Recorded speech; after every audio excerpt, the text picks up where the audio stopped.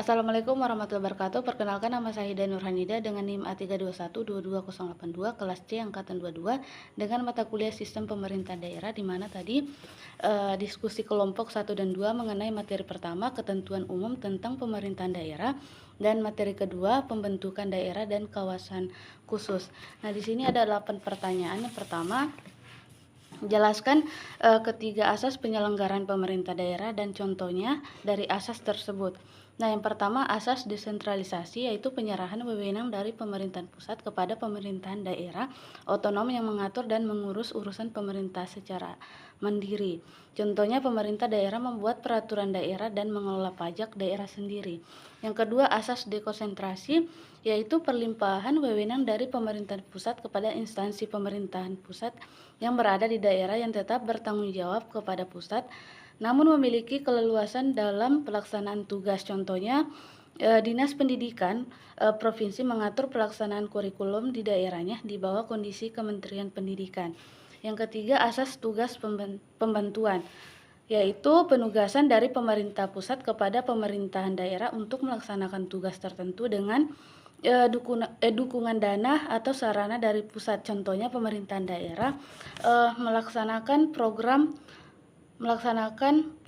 pembangunan infrastruktur dengan bantuan dana dari pemerintahan pusat.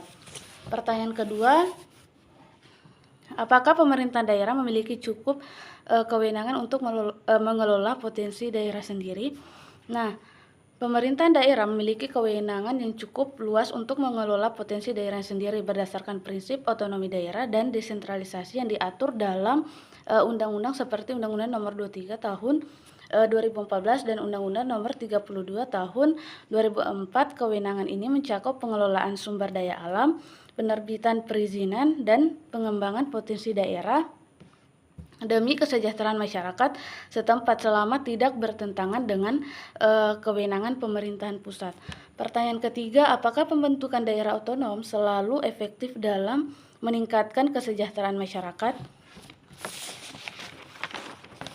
Nah, jadi pembentukan daerah otonom tidak selalu efektif dalam meningkatkan kesejahteraan masyarakat. Efektivitasnya dipengaruhi oleh faktor seperti sumber daya manusia, keuangan, koordinasi pemerintahan pusat daerah, dan partisipasi masyarakat. Oleh karena itu, pembentukan daerah otonom baru harus lebih mengutamakan kepentingan dan kesejahteraan masyarakat daripada kepentingan kelompok tertentu. Pertanyaan keempat, bagaimana pemerintah dapat memastikan bahwa daerah baru memiliki kapasitas dan sumber daya yang cukup untuk mengelola pemerintah dan pembangunan? Nah, jadi pemerintah memastikan daerah baru memiliki kapasitas dan sumber daya yang cukup melalui pengembangan kapasitas pemerintahan daerah yang meliputi peningkatan kebijakan kelembagaan dan sumber daya manusia. Pertanyaan kelima, jelaskan yang dimaksud dari urusan absolut, urusan konkuren, urusan umum, serta berikan contohnya. Nah, yang pertama itu urusan absolut adalah urusan pemerintah yang sepenuhnya menjadi kewenangan pemerintah pusat seperti politik luar negeri, pertahanan keamanan, justisi moneter, dan fiskal nasional, serta agama. Contoh, pengangkatan pejabat diplomatik dan kebijakan pertahanan negara. Yang kedua, urusan konturan adalah urusan pemerintah yang dibagi antara pemerintahan pusat dan pemerintahan daerah, provinsi, dan kabupaten kota menjadi dasar pelaksanaan otonomi daerah, contoh pendidikan, kesehatan, dan pekerjaan umum. Yang ketiga, urusan umum adalah urusan yang menjadi kewenangan presiden sebagai kepala pemerintahan seperti pembinaan wawasan kebangsaan, persatuan dan kesatuan bangsa, serta peningkatan konflik, contohnya administrasi Kepemda.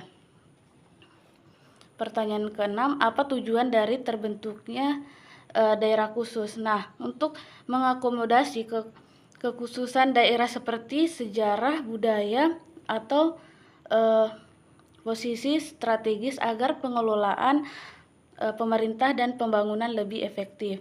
Pertanyaan ketujuh, bagaimana pertanggungjawaban pemerintah daerah terhadap masyarakat yang berkaitan dengan pengelolaan sumber daya alam? Nah, mereka harus transparan, melibatkan masyarakat, dan berkoordinasi dengan pemerintahan pusat agar pengelolaan sumber daya alam mendukung kesejahteraan masyarakat. Pertanyaan ke-8 atau yang terakhir, apakah wilayah Bahodopi termaksud kawasan khusus, serta apa yang menandakan bahwa Bahodopi termaksud kawasan khusus? Nah, ya, termaksud karena Bahodopi dikenal juga dengan kawasan industri, dan yang termaksud kawasan khusus itu salah satunya memiliki industri dan sebagainya. Oke, mungkin ini saja yang bisa saya jelaskan. Mohon maaf bila ada kesalahan.